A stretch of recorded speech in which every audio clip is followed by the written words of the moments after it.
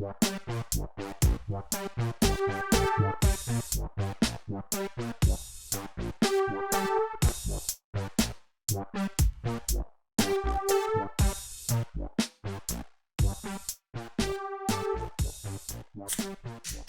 is up, everyone? Welcome back to it. Yeah.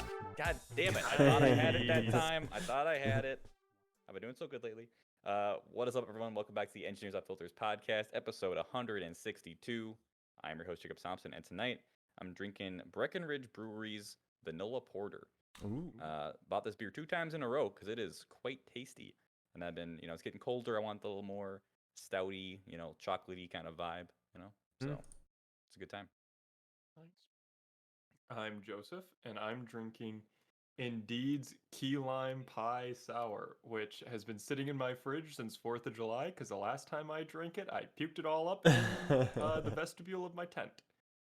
So, this is the last one. Let's hope that Is doesn't that the happen only tonight. beer you have left or something? It's either that or Coors Banquet, so Okay. which I have on the side in case I still can't drink this. I feel like it's been long enough that, the memory might be a little gone. You know what they say? Always wash down your key lime pie with a nice Coors. That is what Everyone everybody says says, yes. Yeah. Mhm. Can't think of a single person who doesn't know that. All right. Well, I'm Gabe. I'm just drinking a classic Minneapolis Grain Belt Northeast. In the Can't glass go bottle. wrong with it. Oh yeah. Can't go wrong with it. Yo, what's up? I'm Dayton. I'm drinking a Truly. What the fuck was that? You got the blueberry. Did you get the fruit pack or whatever? Yeah, dude, I got the new ones that actually have fruit juice in them this time. Ooh, is it better? I don't know. I'd have to do a side-by-side test. We might have to do the hard seltzer ranking all over again. Honestly, we could do a part 2 because we were pretty limited because we wanted to compare the same flavor across different brands. We Mhm. could just go buck wild and just get our filthy little hands I on. mean, the problem is though we all live separately now, so like blind Yeah, taste but- tests are even more out the window. Okay, but once I move back, 3 of us will be in one city, so we could all meet up, and then And Dayton then could there's just just be Dayton. And then Dayton can by just himself, fuck just getting off. blasted. You don't have to fly out just for the episode. Yeah, it'd be a good time. Well, welcome back to the show, everyone. This is the Engineers That Filters podcast, where every week the 4 of us do some bullshit about some sort of topic. We've been monthly for a while now, but we have a hot and fresh announcement for all y'all listening. Starting in January, we're going back to a more regular schedule. We're doing bi-weekly podcast episodes, and then in the off weeks, we're bringing back the game streams. So every Thursday at 8 p.m. Eastern-ish, we'll be on Twitch, and every other week could be a podcast episode or us gaming. So a little bit more frequent episodes for those of y'all who have been missing out, but we're not going full weekly, at least not yet. But be good for us all hanging out again and doing some fun gaming too. So hope you like that. That'll be starting in January. But yeah, until then, gotta get through the holidays without us. Sad. Big sad. But that being said, if you like our show, we'll be posting on Mondays, and be sure to follow us on all social media. All the links are in the description below. Make sure to follow us on Twitch. We'll be there way more often in the new year. But yeah, I'll start off the show with our little recap of what's been going on. Dave, I'm gonna go to you first because you had a big life event happen. Yeah. Even bigger, arguably maybe not bigger than your recent move, but It's not as good, that's for certain. We're looking forward to this one. Yeah, no, was not looking forward to this one. In fact, I didn't have any time to look forward to it. One might even say it really, came out of the blue, or in this case, came out of a cornfield. Ran right in front of my car, and then promptly ran it over.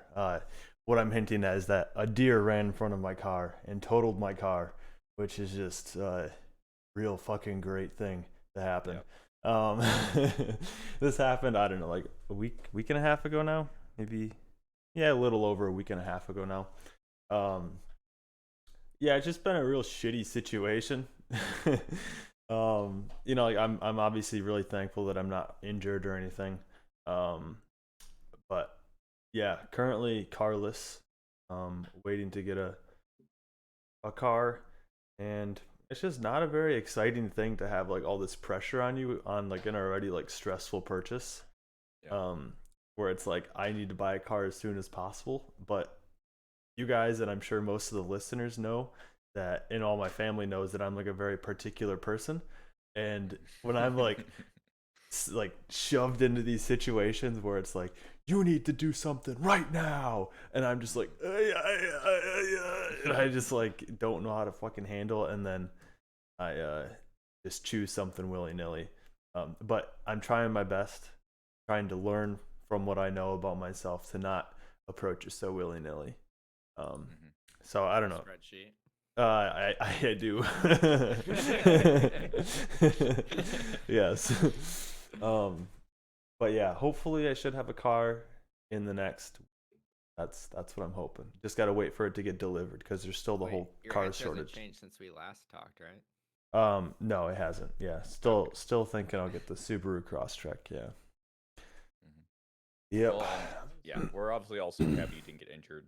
I think on the bright side, your car was kind of on its last legs. Dude, that thing I could have squeaked out another Its last 40,000. His last Dude, legs okay. were down the road. Fucking- We meet up with Dayton at the Crusher in July, and he's like, "Oh yeah, my car like does this thing where like the engine light or like there's a dash light, and if he clears it, the car doesn't start." And he was like explaining something, and my eyes just like glazed over. It was like, "So your car doesn't work, but you know it doesn't work, so you can kind of get it to work." He's like, "Yeah." I'm like, "Oh, okay."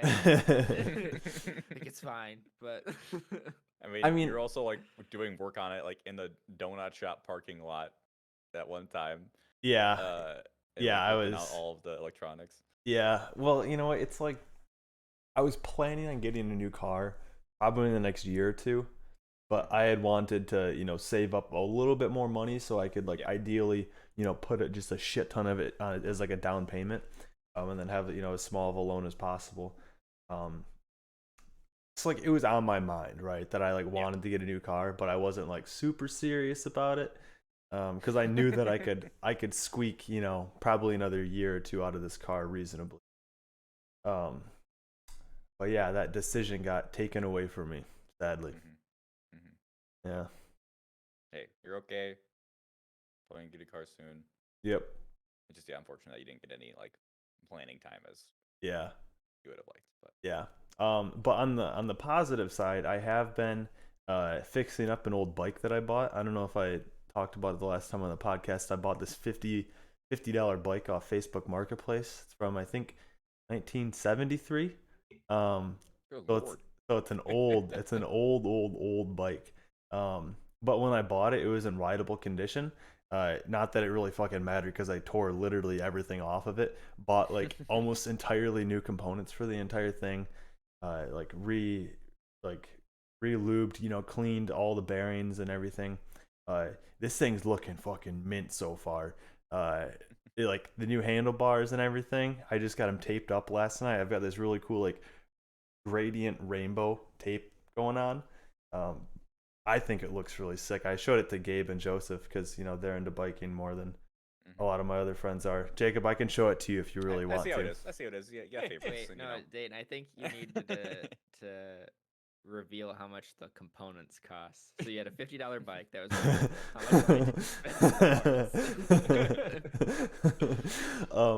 $450 on parts.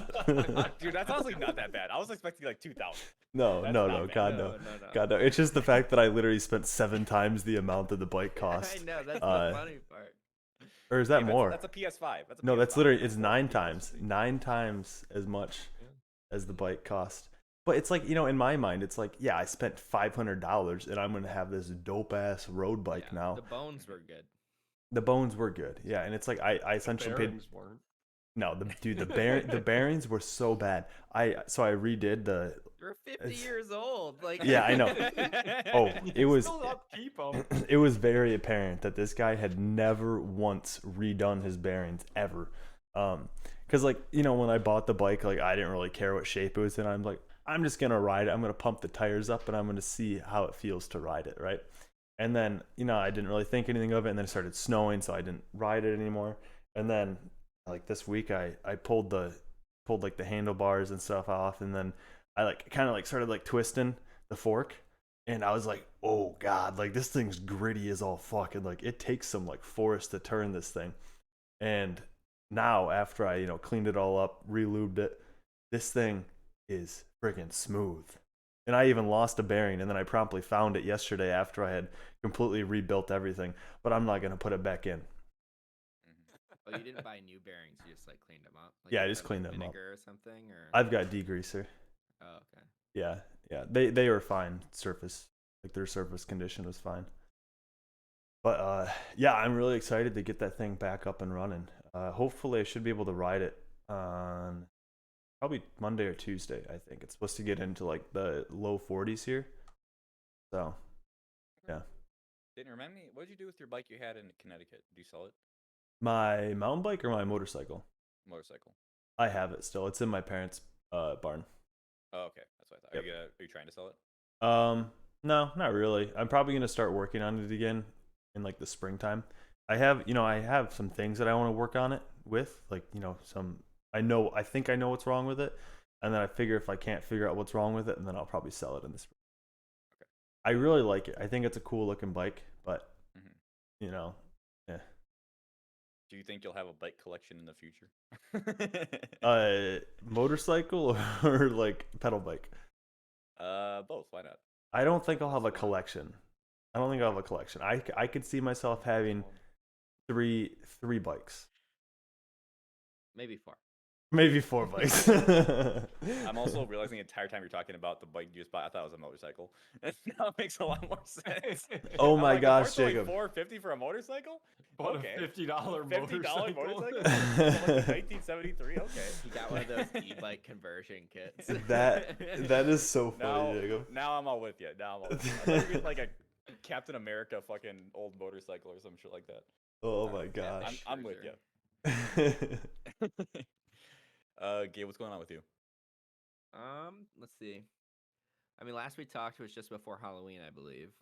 Mm-hmm. So Joseph Cooper, friend of the podcast, and myself went. And Alyssa and a few of other Cooper's friends went to Up Down. That was really fun.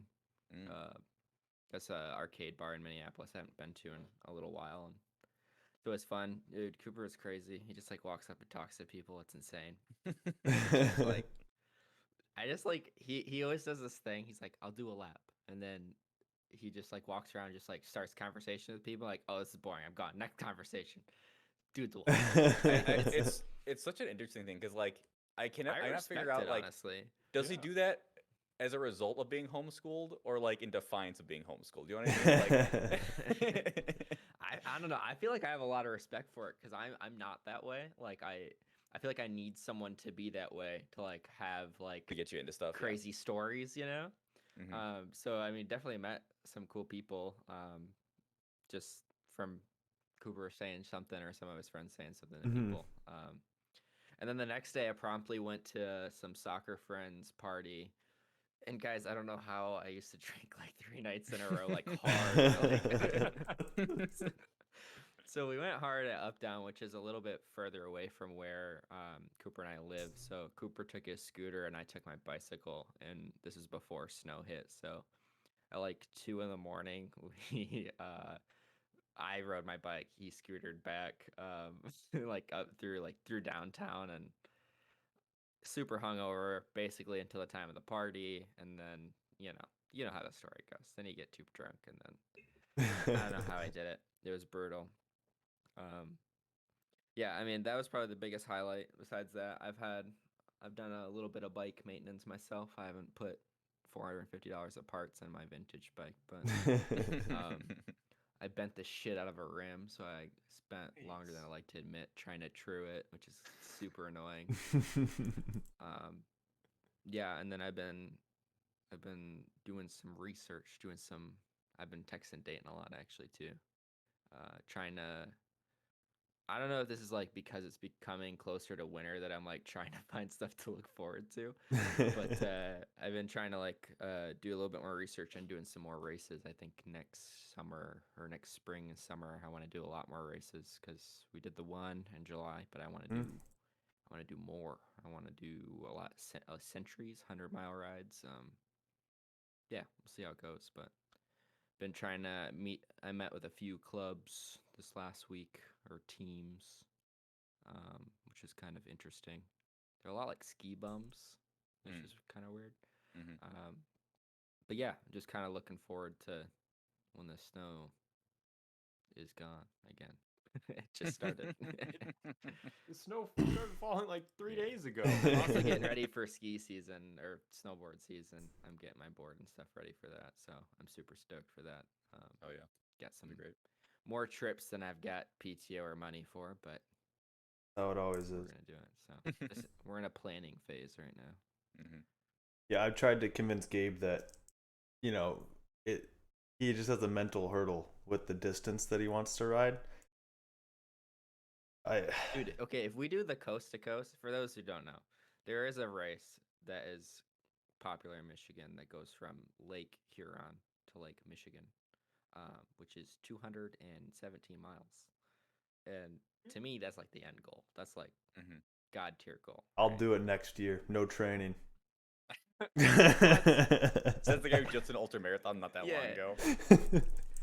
That's like an end goal to me. But like centuries are 100 miles, and what we did like 60, just under 60 in July. Yeah. But you have to, you know, like tell the people what terrain you're riding on. You did 60 miles on a mountain bike on shitty terrain with a lot of elevation versus centuries.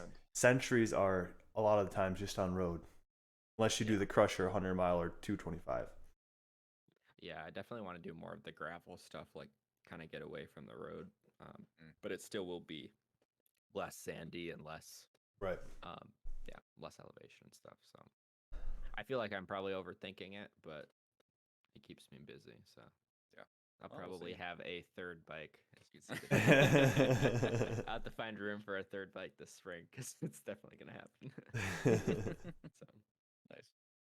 I'll go next because you reminded me of something that happened recently, Gabe, where I also was like, I can't do it. I used to do it when I was younger. God of War Ragnarok came out recently, which is probably one of, if not the biggest game release of like the last, I don't know, 5 years. Not 5 years, 3 years since the first one came out.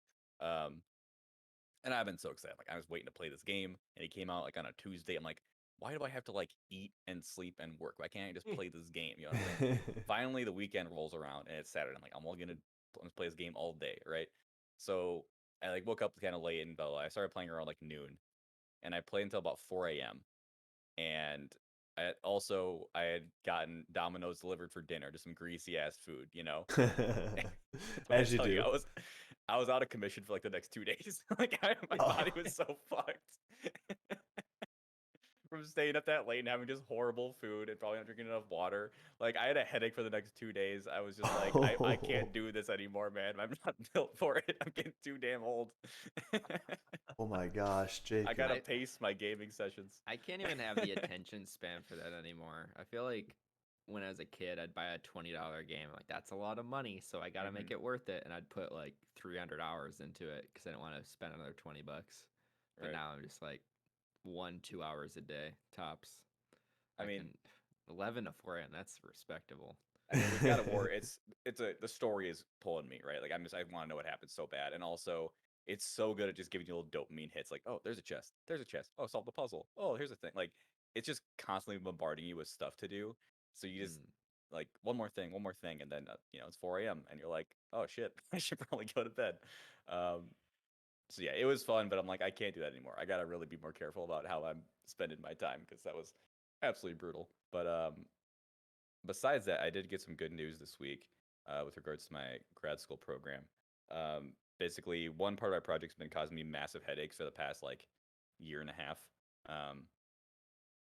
Excuse me. I just haven't been able to get like some bacteria to grow without getting contamination, and it's been driving me crazy. And my boss this week was like, you know what? Let's just not do it.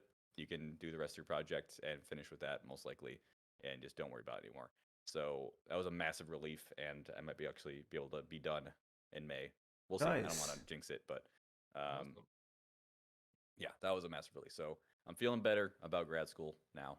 I actually might be able to finish in a decent time. So yeah, fingers crossed that all works out. You just need to drop a fucking antibiotic on those fucking petri dishes.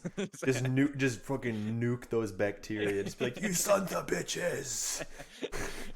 If the one I want can't live, none of you can. Joseph, what's going on with you? All right. Let's see. My parents came to visit for a single day a couple Okay. weeks ago. They've been traveling a lot. They were in Georgia, and then like 2 days after they got back from Georgia, they drove over, stayed for a day and left, and then like a week later they went to Key West and they just got back from that. They're retired. They don't like they're empty They nesters. drove from Georgia to Minneapolis. And No, then... they flew Okay. Georgia and then Oh, drove okay. from I was gonna say, that's South so Haven. Sorry. inefficient. They got back from Georgia and drove over, and then they flew down to Key West. Was Key And they West just- like demolished by the hurricane though? I don't believe so. Oh, I it have was an spared? aunt and uncle that live there, and I didn't really hear anything too bad about it. Good. So that was fun. Got to see my parents. It was the second time they've been here since I moved. Two different to places. Minneapolis. Yeah. It's like we drove past our old house, and I was like, "Hey, that was the house I lived in for 2 years that you guys You never never came to get to visit." see. Thanks, parents. But that was nice. Let's see. Yeah, Halloween, with Gabe and Cooper and them, and I was reminded as to why I don't like White Russians, because I was the dude for Halloween, and I was like, I gotta order a White Russian. You knew you didn't like him going into the night. Yeah, I dude. know That that. blows my mind. But like, you got to as the dude. They didn't even have White Russians. They Joseph. had very close. Yeah, so they didn't have heavy cream, so they used Bailey's instead. I feel like that would make it better, honestly. But I don't like Bailey's. I don't like chocolate or coffee, and that's kind of like the Bailey's Kahlua thing. And Yeah. so Bailey's is chocolate flavored? I don't know. I think it just goes good with chocolate. Yeah. You I don't put think it it's in chocolate coffee. It's that same like It's pretty sweet. area flavor profile. I okay. would say. But yeah, that was fun, and shit, I had something You else. have a note card? Yeah. Because I forget things really easily. So as we were saying, started snowing. So I was like, I have Mondays off, and it snowed on Monday. So I was like, I'm gonna put my winter tires on, because when I bought my car, it came with a set of winter tires. So I was like, now's a perfect opportunity. I started at like noon ish. Didn't finish. Spoiler alert. What? I gave up around 7-ish. What the hell? So first, the like tire iron wrench that came with the car was just stripped to fuck. So I was like, whatever. There's an AutoZone 2 blocks from where I live. I'll walk down there. Actually, I drove. And was just sliding all over the place. I was like, I really need to get these on there. So got a new tire iron, jacked because I already had the car jacked up. So I had to take the car down, jack it back up. Luckily, I had cleared out the garage, or like made some space. So I was inside, I wasn't outside. But the lug nuts have these like caps, like aluminum The or security caps? it's not a secure, it's literally just a cap. Like it's not like you don't need a key for it. Mhm. Okay. And so like the wrench, when I got it out of the back, it had one of the caps lodged into it. Oh god. And so they're not, I was like, all right, clearly like it's just like a fitting for it to make it work if there's no cap, was what I was thinking. So I like kind of got it to work. I couldn't get the leverage with the old one. And then I was trying the new one, and I was able to crack them loose pretty easily. But I couldn't get the one cap off there, because there's only like 2 on it, but one fell off and the other one wasn't like coming off easily. And so I kind of looked it up, and there's supposed to be this like puller, this like little tool that's basically like a keycap puller for like mechanical keyboards. It's like the same idea. It was just like a friction fit. And I was like, huh, it didn't mention that anywhere in the car's user manual that existed, that there's a spot for it, that anything. Checked, where the spare tire is, checked the glove compartment, nothing. I was like, all right, whatever. So I was like searching around, trying to like Google, whatever, figure out like, what do I do? What can I do about this? And they're like, you can use pliers. It should take about 30 seconds to a minute. And I was like, perfect. I spent 3 hours, 2.5, 3 hours. I got 2 of them off. So I was able to get it off on the driver's side front tire. So I got that one off, put on the snow tire, moved over to the passenger side because I was like, okay, this has been taking me a hot minute.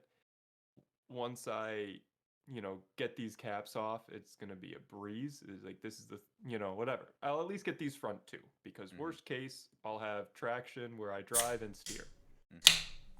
And holy fuck.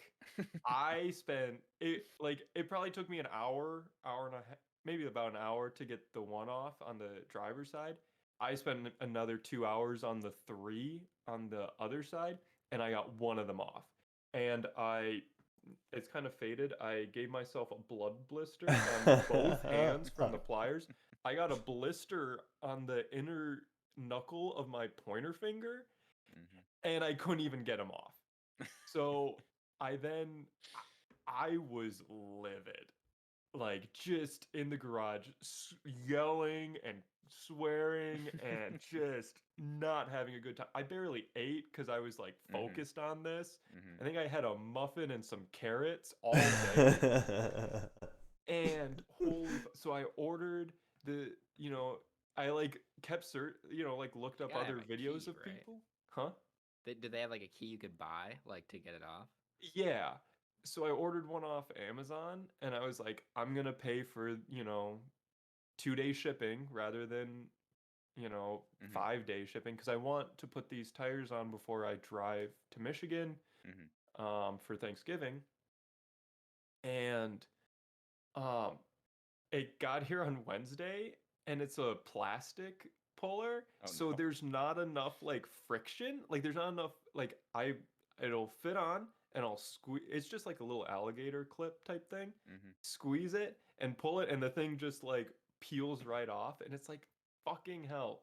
So I'm just so pissed. I ordered another puller with like 3 different styles.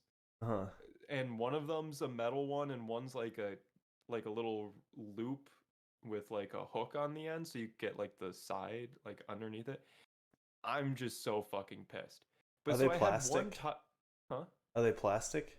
The caps are like I don't know if they're aluminum or like I don't know. There's some metal. They're not plastic. But I was like rounding off the edges with my pliers because I'd get a grip on it and like kind of work it out a little bit, and then it would slip, and it was fucking awful.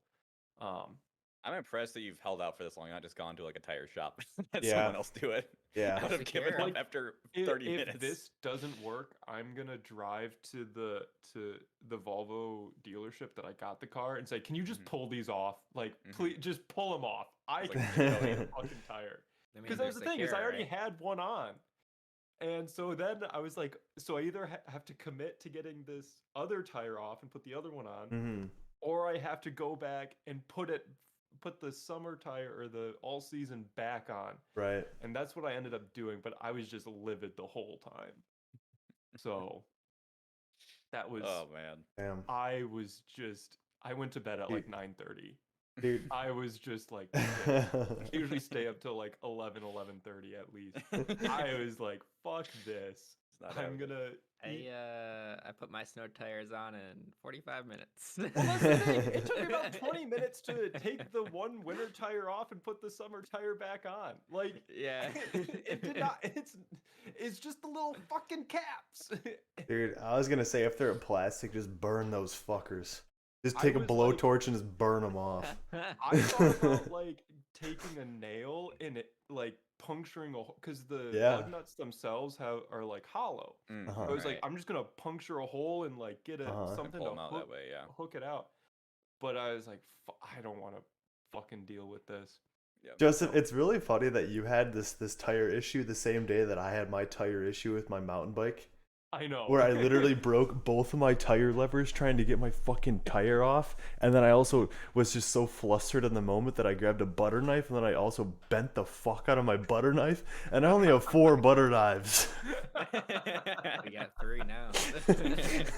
No, dude, I'm Yeah, gonna you bet. were telling me about that, and I was like, I don't even want to fucking talk about it.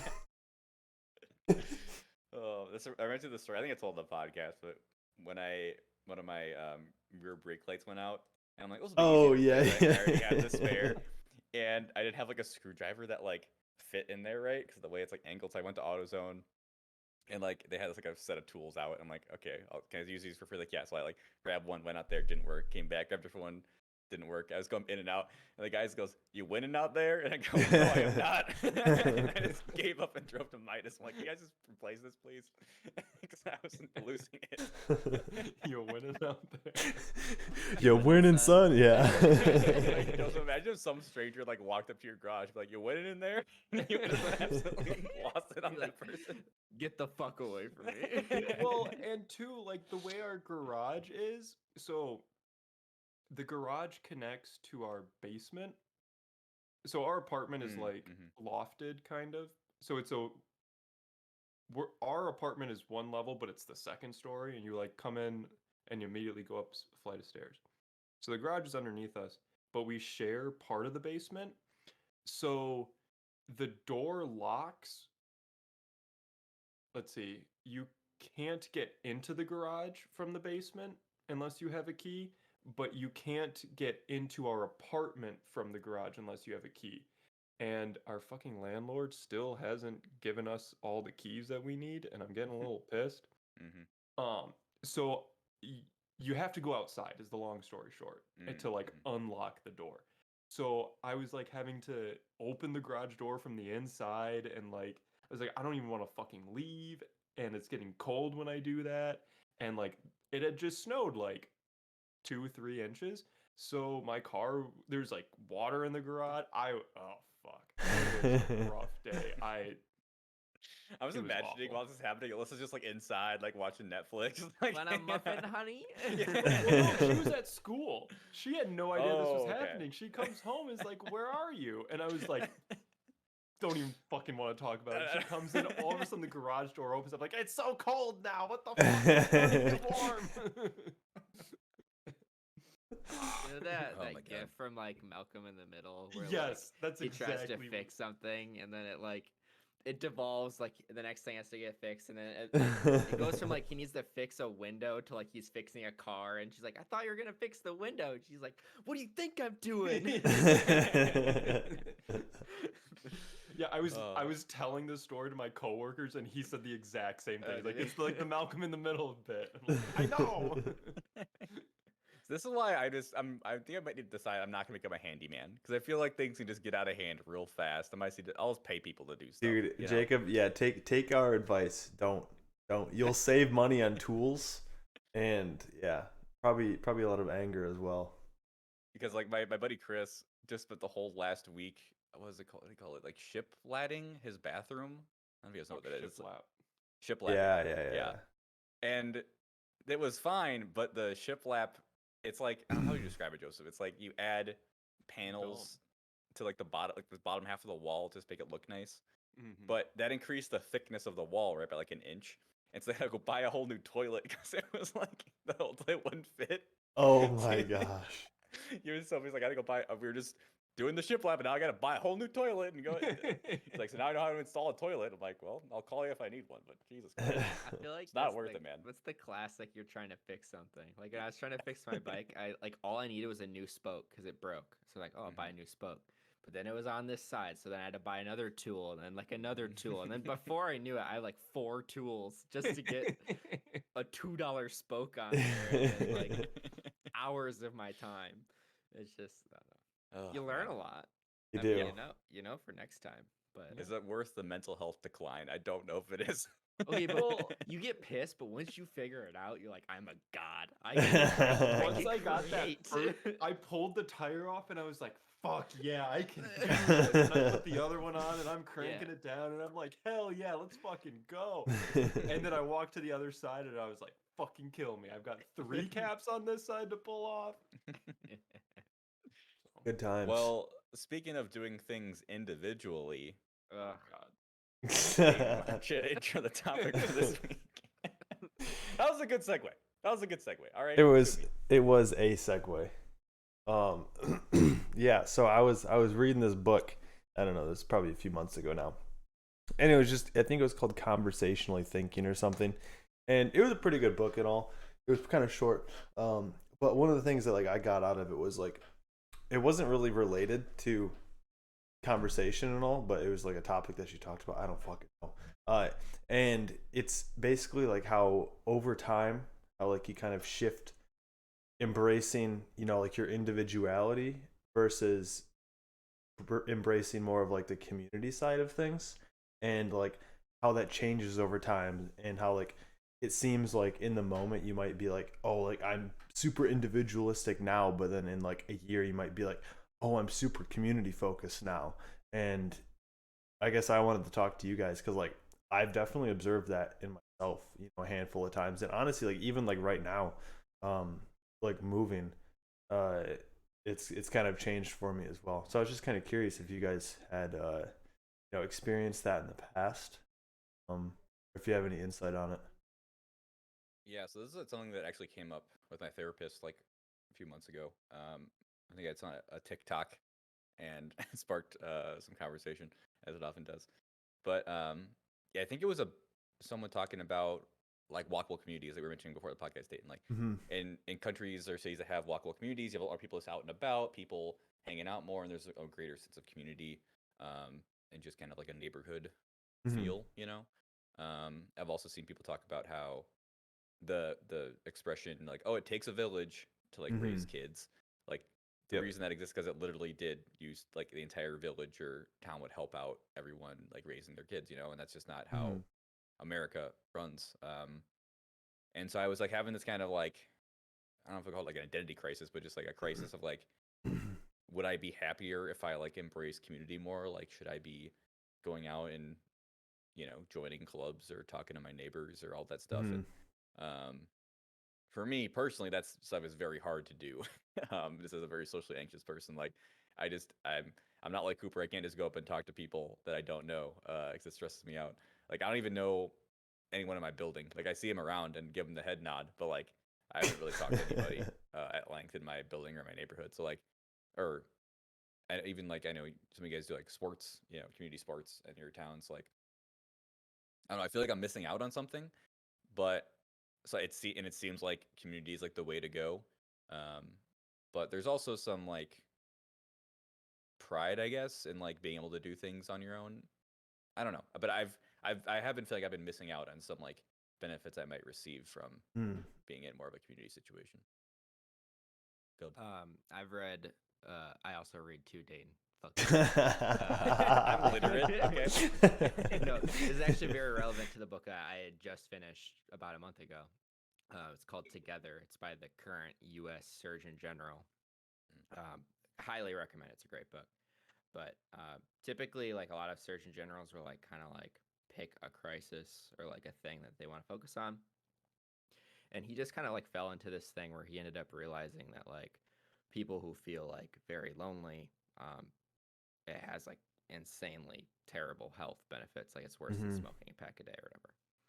And there was an entire chapter dedicated to like community versus individualism that I found really interesting. I'm going to paraphrase and probably fuck up half of what the actual message was. But I found it really interesting because he had talked about there were communities that were like very strict communities, like basically cults, or like they were so community driven, but they always reported being really happy, but they didn't know what they were missing, and they weren't really an individual, and it was like a very anti-Western like philosophy of being individualistic.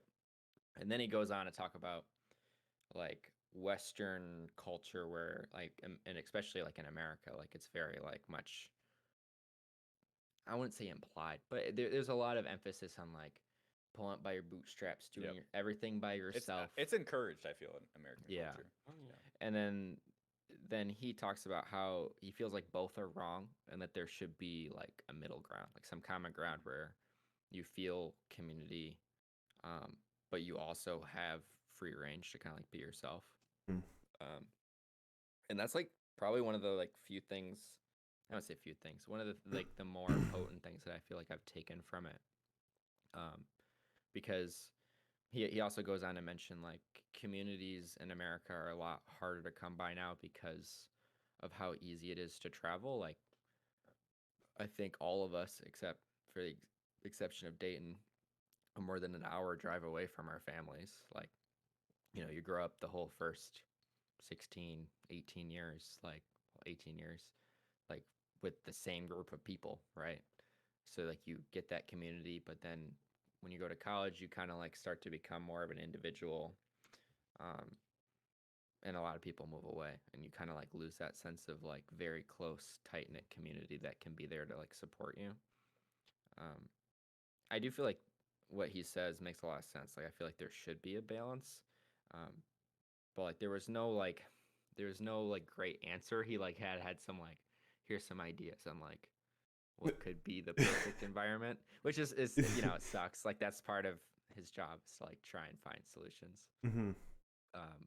But I just find it super interesting because I feel like, at least in my life, I feel like my community has kind of like changed because one, I moved away, and now that I've even just switched jobs and like moved to like live alone, which both were choices. All three of those were choices. My sense of community has like changed drastically. Like I identified a lot, as much as I hate to admit it, with my old work friends because I got along with them amazingly. Yeah.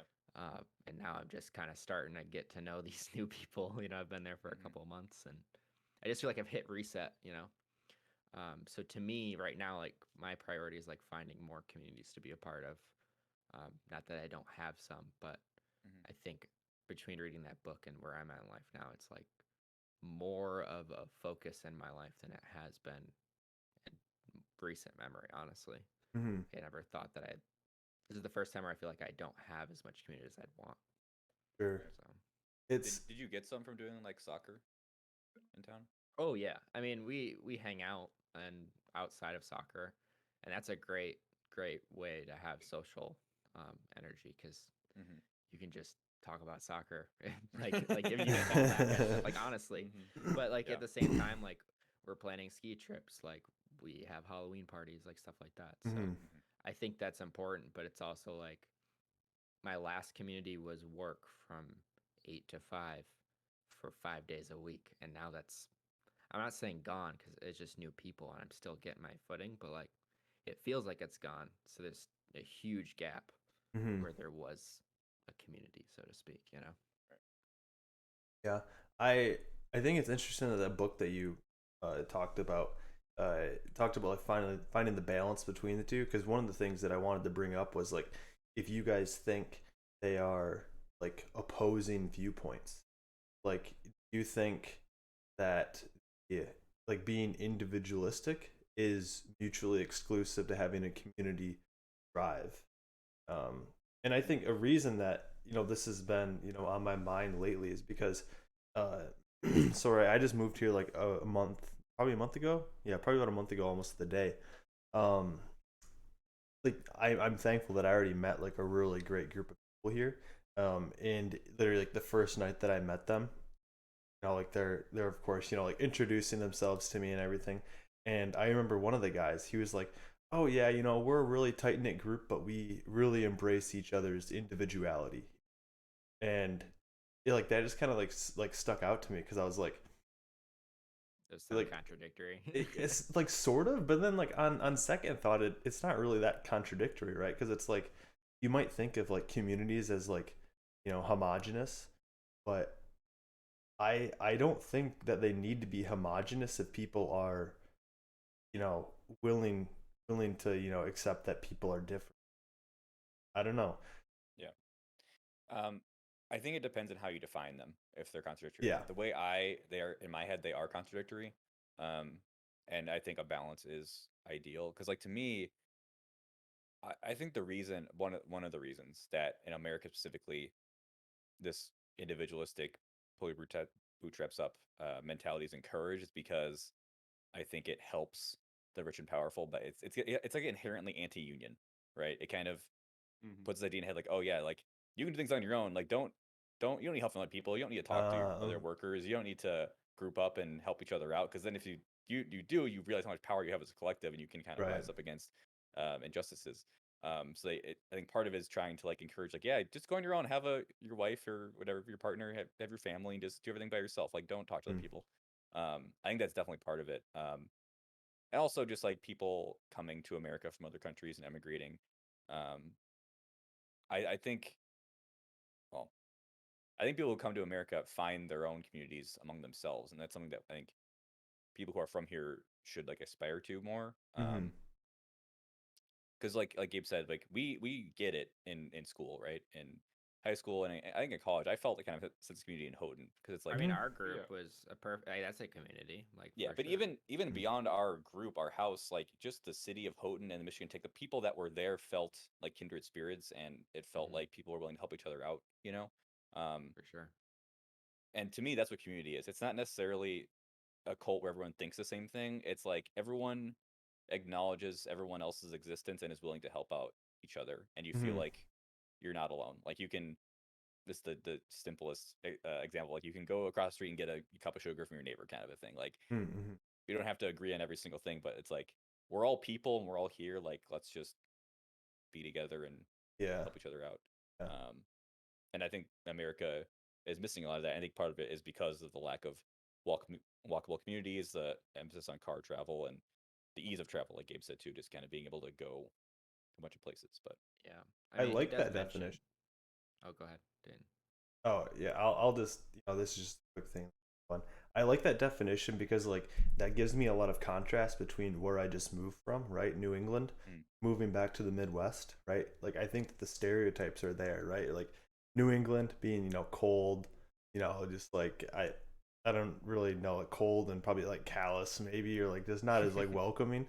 But then the Midwest, right? You got the Midwest nice, and like so I had a dead battery like probably within like 2 months or 3 months that when I moved to Connecticut, and I didn't know anybody, and like I was just like, I don't know, I guess I'll just like call AAA and get them to like jump my car in my apartment complex like parking lot.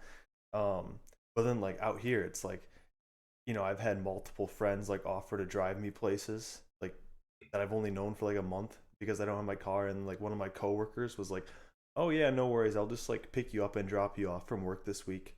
Um, and I don't know, like it's just very stark in my mind at this point.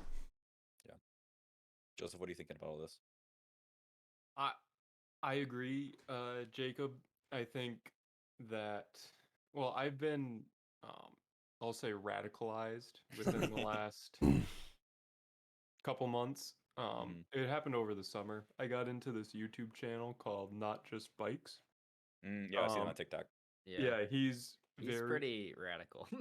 Yeah, but he lives in the Netherlands, and he's very much like, he grew up in London, Ontario, so in Canada, where the cities are designed very similarly to the rest of the United States. It's pretty much North America, but US and Canada are very car centric, and a lot of Europe is not. And it's interesting hearing him talk about how there are still like they lived in a mixed use walkable community in somewhere in Canada. I don't remember exactly the city it was, but he's like, the property values there are so high because everybody wants to live there because there is that sense of community. You see kids walking around along the street to get to school, and you see people walking around getting groceries, you know, just doing their normal things. My drive to work, I drive through like neighborhood kind of areas, there's no one out and about. Like Yeah. even like out our window, every once in a while I'll see kids walking back and forth from the school bus, but that's about it. Like you just don't see, and we're pretty close to like a pretty main, like I would say kind of hub of like a main drag. There's a lot of businesses and stuff, and like there's people walking there, but 2 blocks away, no one, nothing. And it, it is very interesting, and I do think that like just seeing people out and about really helps build that sense of like a neighborhood and a community. Yeah, because if you walk outside and your neighbor's always sitting out there, you'll eventually wave at them, or they might wave at you, right? Our neighbor, we've got, I don't know if I've talked about them. They're like a retired couple. The lady sits out in her lawn chair smoking cigarettes throughout the day.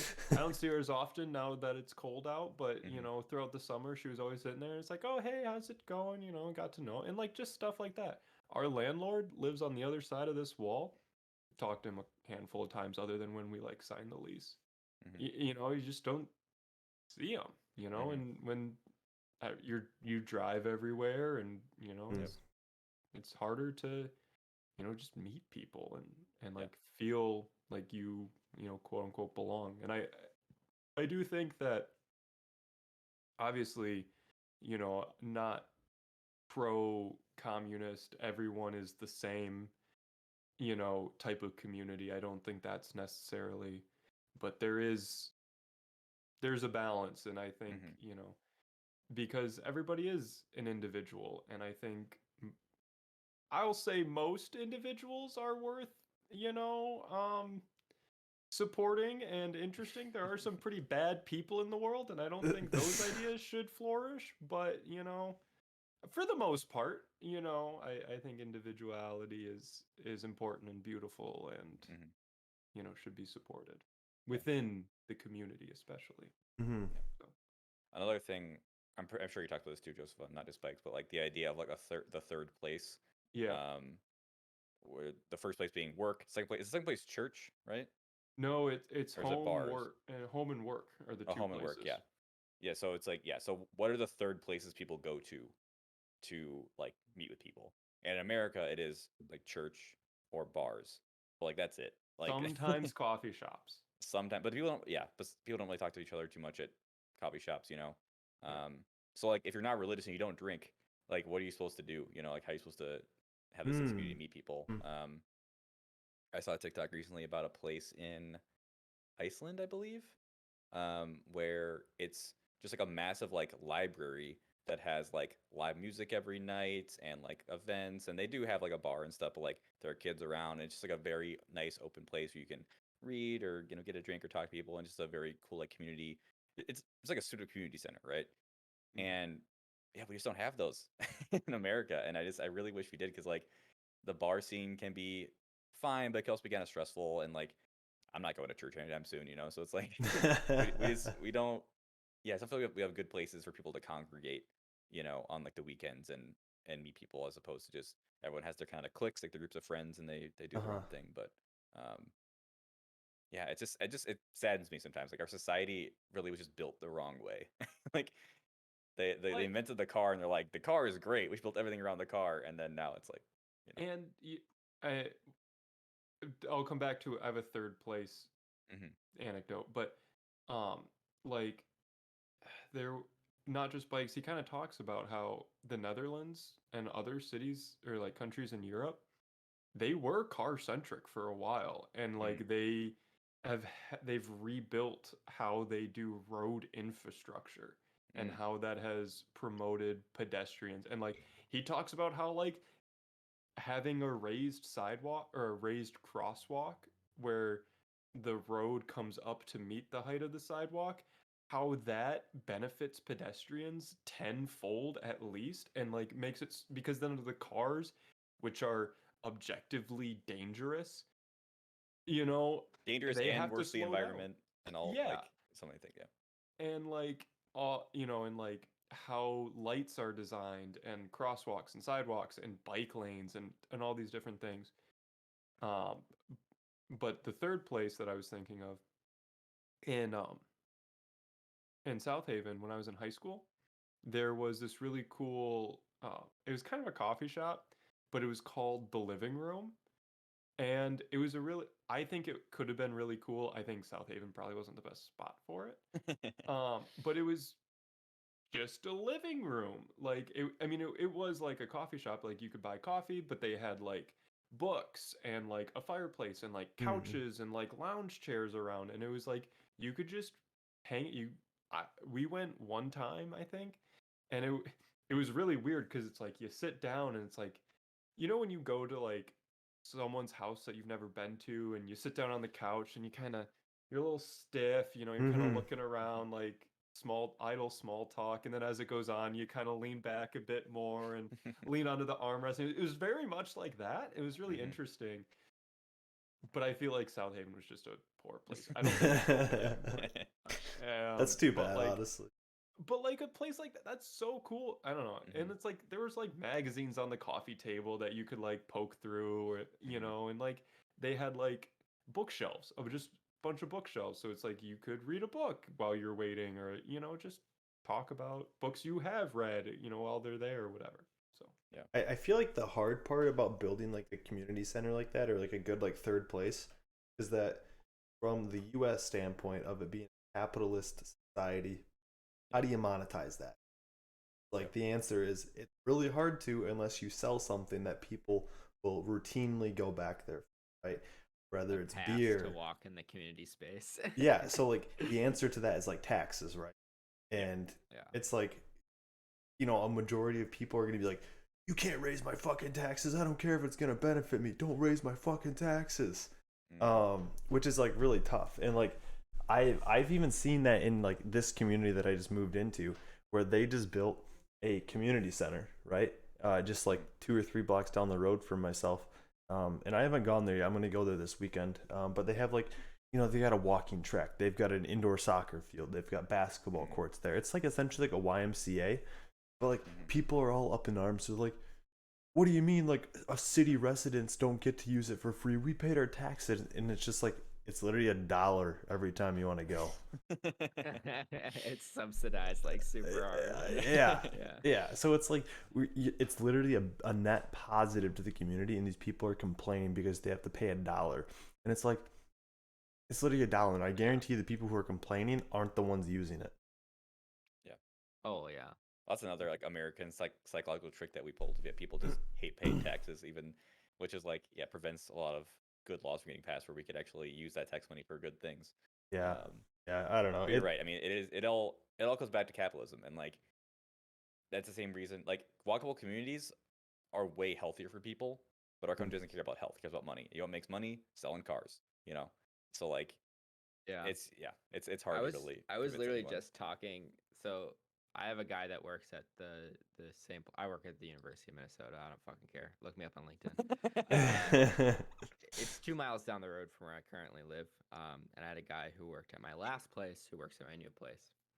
I followed him. He didn't follow me. But long story short, we had a conversation literally yesterday about how much more active we are passively just working at the university, because 2 miles, I was just talking about this before, like I don't drive my car anymore because there's no fucking point in me driving. The parking situation's terrible. Either take the bus in the complete winter, like there was snow and ice, and I was like, I'll take the bus.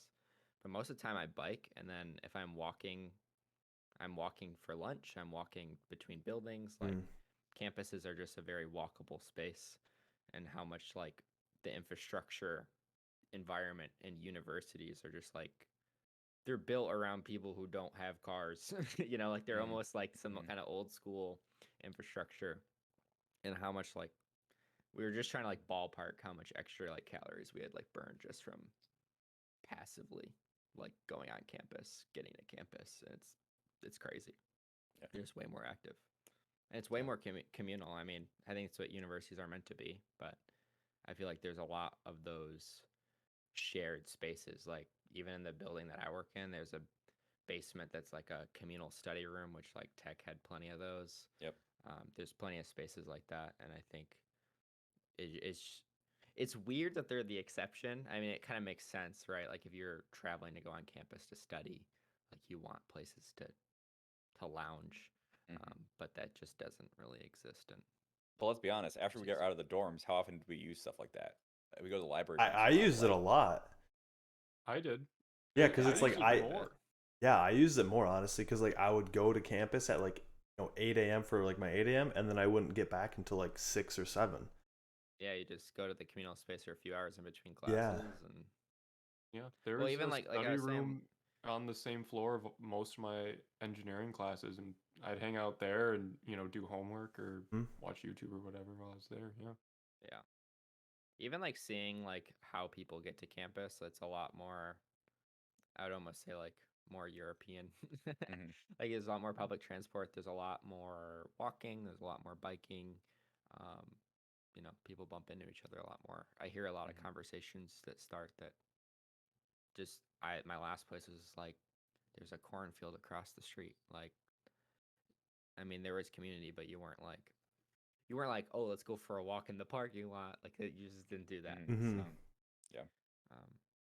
No, and colleges really are like the best example we have, right? But it's only good for college students. Like, well, I mean, that's why you see so many people like. Yeah, well, because like Gabe, even if you worked there still, if you lived 20 minutes away, you have to drive, and you wouldn't see a lot of that stuff, or get to participate in a lot of stuff. Like, so many Americans commute 30 minutes or more to their jobs. That's what I did before this job. It was over 30 minutes. So, yeah. There's only one other point I want to make. If no one else want to jump ahead, we were talking about like community spaces and whatnot, and back to the book that I was reading, there was a portion where he was talking about how like everyone knows this, but like humans, very social creatures. Like we were in packs because like most animals, like there's an advantage to being in packs. It keeps you alive longer. Blah blah blah. But as technology got easier, and like I mean, now we're kind of like separate from the environment at this point. Like we're not worried about lions or whatever. Like it's not really a fear. The communal spaces he argues are like have been eroded through technology because of how convenient things have been. And like this book isn't that old; it's only like a year old, and he even mentions like streaming, like movies. Like people don't even go to the movies as much as they used to anymore because I can just sit on my couch and hit the button, or like commuting by your car. You don't have to wait for anybody. You just go exactly where you want by yourself, where you want to go. And like all these technologies make our lives like more efficient, but they also, because they are more efficient, it takes away those small like interactions that could make a community in a way. I found that really interesting. Like there's a really famous study about people going on subways where like people who they did a study, I think it was in New York City. They did a study where like there's a car where like you don't have to talk to anybody, and then there's a car where you have to talk to someone. Like you're forced to have a conversation, and everyone thought they would hate having to talk to people in the car, and they end up it's completely opposite. They love hanging out with having those interactions and building those people. So I think going off what you said about the technology thing, I think what's interesting is you see the human response to it, which is a rise in people watching streams and even like reaction content, because that's how people are finding community, right? Like you find a streamer you like and you go and chat and you meet people that are like similar things, or you watch a reaction person that watch the show that you really liked and want to see someone else like have the same emotions. TikTok finding creators that you enjoy, and I think people are reaching out for it, and they're using the tech to try to find it. But and not to say it's any of that's like inherently bad, but it just shows like the human desire for it, and they will find a way, I feel like it's I almost wish we had more paradoxical physical though, things. but because of the technology, it's less face to face. But because of the technology, it's easier to meet people with niche interests than ever before. So it's just like this really weird thing where you can meet people who like the same thing that you like online, but I think at the end of the day, and I mean he mentions this in the book as well, but I believe it personally, like face to face stuff really is what builds friendships and communities, and it makes them a lot more solid because there's these small details you don't pick up on, or it just has like a very powerful effect that I don't think technology can really capture. Like it's hard to explain. Yeah. It's the monkey brain, you know. There's the monkey.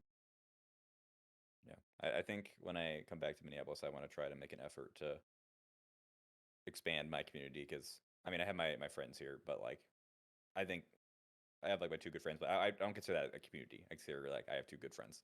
Like I feel like community would be like if I joined a club or something like that. Wednesday night soccer. Maybe I'll have to do it. We'll see. We need more men. It's funny. I'll That's be the I'll be opposite a warm usually. body, but I'm not gonna do We much more also than need that. more women. Get hurt. Oh, all right. We want to do one more topic, or do you want to end it there? We're at about an hour right now. How are we feeling? Either way, I gotta piss in like 2 minutes, so make a decision. Dayton, you go to bed the earliest. You call Yeah, it. I'm feeling kind of cooked right now. Dayton's cooked. We're calling it. Man is in the oven. Put a fork in him. He's done. Thank you so much, everyone, for listening to this episode of the podcast. We'll be back in January for our bi-weekly schedule. Every other week, new episode. And on the off weeks, we're playing games. That'll be Twitch on Thursday nights around 8 p.m. Eastern. Our Twitch name is ewf_podcast. Make sure you give that a follow. You'll get a notification when we go live. So check that out. But until then, thank you all for listening. Bye. Bye. See